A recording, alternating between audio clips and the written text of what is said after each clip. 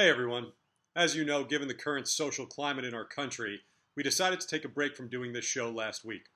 We'd like to reiterate that we here at SNY stand united with those who are against racism, injustice, and senseless violence toward the black community.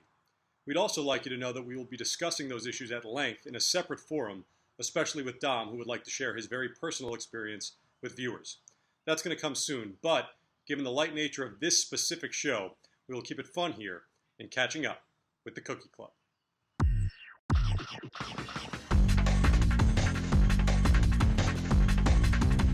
What's going on, everyone? Welcome to the Cookie Club, episode 11 with JD and Dom, presented by Insomnia Cookies. I don't know what's better on this show, the fact that JD's got the clean shave, the nice haircut, or the fact that I'm finally out of a dungeon here and have a background other than a white wall. I'll let Dom make the judgment on that one. I definitely am feeling you, Steve. I mean, you're cleaned up nice. You finally got the hair under control. You're outside of the dungeon and you're finally outdoors. So I'll give you a little advantage. So listen, guys, as usual, we'll have some fun, but I want to start off with the MLBPA negotiation. I'm not going to ask you guys anything about what's going on lately. We all hear things going back and forth in the press. What I am more interested in, though, is that from a player's perspective, are you guys the type of players that are like hanging on every report, hanging on every word, calling Michael Conforto, the player rep, being like, hey, what's the latest, what's the latest, what's the latest? Or are you just sitting back, getting your work in and saying, hey, when I get that call, I'm ready to go? JD? We figured these negotiations would kind of go back and forth. So, getting the report or getting notification saying, someone proposed this or someone proposed that, like, I don't know. I didn't really get too excited up until you get that text saying, the negotiations are over and we're ready to go. Then, that's the text I'm waiting for. So right now, just staying ready, keep my mind off, the business side of baseball and just trying to, enjoy life, enjoy back with my family right now. It's the first time we're all under the same roof. JD knows that, I'm probably not paying attention to negotiations too much. Obviously, they fill us in. And, Mike does a great job of letting us know what's going on and stuff like that. But I just know that, a lot of that stuff, is out of my control. So, I just been working out, trying to stay ready, just in case we do play a season that, I'm ready and prepared. No matter what happens, there's this assumption that when play resumes, there will be some rule changes. We've talked about the universal DH already on this show. But even, irregardless of this season, there's so many discussions about pace of play and modern advance and things that may change to the game. Are there any things that you guys say, like, you know what, I really like that idea. I really like the idea of a runner at second base to start extra innings? We both know we love the DH. So, I mean, we're definitely excited about that. I think as far as the runner on second base, I would say that I like that personally. Just to speed up some games and save some arms because, sometimes we're out there, 13, 14, 15, 16 innings.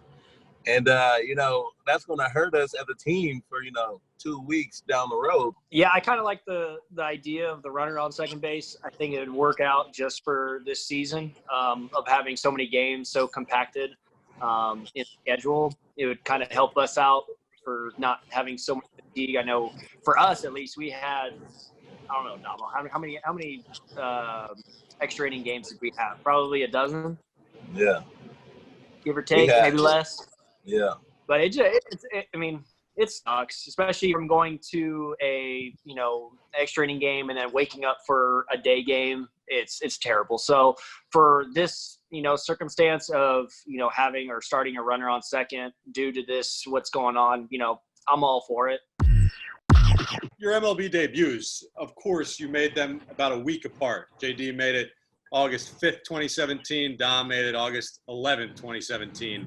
How did you, first of all, find out that you were getting that call? I was actually in AAA. I was in Vegas, and our manager at the time, his name was Pedro Lopez, and he didn't have like a super crazy prank or anything like that. But I just remember that when he did, tell me that I was going to the big leagues, I just remember being super happy, super just lost for words. Like I didn't know what to think, what to say, what to expect. I knew that all my hard work that I put in since, being a young kid has paid off because I was, the ultimate goal was to make it to the big league. So I felt happy, accomplished, and then, I went up there and I got a taste of some real baseball. Well, I had Tony D as my AAA manager when I got called up. So me and Tony D, we go back a little bit. He comes in after the game, team meeting, talking about the game, going over, what we should work on that. And then he calls out one of the catchers, and he's like, you need to work on this, work on that, so that way tomorrow when you're in Houston, you can do it the right way and throw somebody out. And everyone's like, oh, like he's going to the show. And he's like, everyone's going crazy. And then he's like, you know what? It's all right. All right. You don't have to be too scared. Someone else is coming with you. And everyone's like freaking out. And then like, oh yeah, JD's rolling with you too. And everyone went crazy. And everybody, we took little celebratory drinks a little bit. And then Tony texted me later that night, about an hour after we all left the clubhouse, and saying, oh yeah, by the way, you'd be ready to go at 3 a.m. to get on your 6 a.m. flight to Houston. And it was already 12:30, maybe that, because the games get done around 10:30, take a shower, go get something to eat.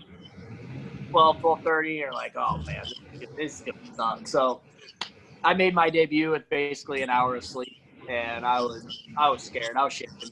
I had no idea what I was doing there. I was so overwhelmed and like I just couldn't control my nerves. Like I was almost shaking when I was walking up to home plate, like literally so nervous. First pitch comes in, I'm like, I tell myself, let me see one. I hear the whistle from Nick Pivetta's fastball, and then the catcher catches it. I think it might have been Wilson Ramos at the time. Hey, the pop of the glove was so loud. I stepped down, I took a deep breath, and I said, oh man, baby. Now this is something different. I got diced up by Estrada. I was shaking, and he probably threw me about 12 changeups, and I whiffed on all 12. It was unbelievable. I ended up getting my hit, but I ended up striking out 3 times in my debut, and I was just sitting there all bug-eyed, so I was starstruck for a long time, man. Did either of you have early on in your career any veteran or, I mean, really anybody that said one thing to you that either resonated, calmed you down, or was just kind of funny, made you laugh a little bit? I think the thing that, made me laugh or something that stood out to me was, I think Goldschmidt was facing Edwin Diaz. I mean, not Diaz, Familia. I'm so sorry. And he was having the ball in the air. Hitting like 3-something with, 35 bombs, close to 100 ribbies. And, he takes a couple bad swings and he gets on first base and he's like, man, I have no chance against him. And just to hear a guy with that stature say something like that, it just made me feel, more comfortable and just understand how tough baseball is, because people don't realize how hard it is. And the best players in the world, they struggle sometimes too. So that actually leads to another question, another topic that I was going to ask you guys, because we see, especially Dom as a first baseman, we see the interactions that players have from opposing teams at first base all the time. Dom just gave one, but JD, is there one that either was so funny or, memorable or strange that you've had with any first baseman? You're standing at first base, or even, when you're at third base, any conversation that you had that's memorable? Who was great to talk to was Rendon last year, because that man just absolutely had no business, or he just looked like he didn't want to play baseball, but he was like the best baseball player ever. So you go over and talk to him and he's talking about something, it's 2-2 ball game or something intense, 7th, 8th inning, and he's sitting there talking about something completely different, and you're just, or about life or pizza after the game, and you're just sitting there like, dude, what are you talking about? The game's going on right now, but Rendon is on another level. You could see it in his face on TV, how calm he is, and the conversations I had with him are kind of weird and non-baseball because of who he is, but he's a great dude and it's awesome.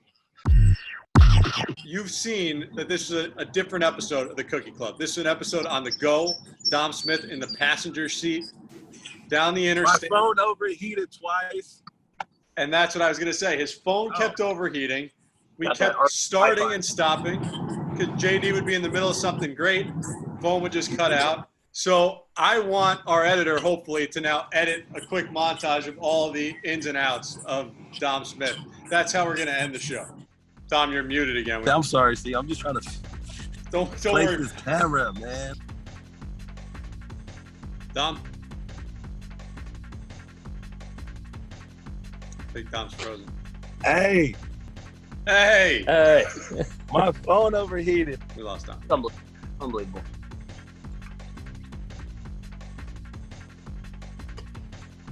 This guy. He probably forgot to charge up. My God. There he is. I'm not over you, but JD, I think. JD is look at that face he's Yeah, I think making. I think JD's done. For JD Davis and Dom Smith, I'm Steve Gelbs. Thanks for joining us. That's the way the cookie crumbles.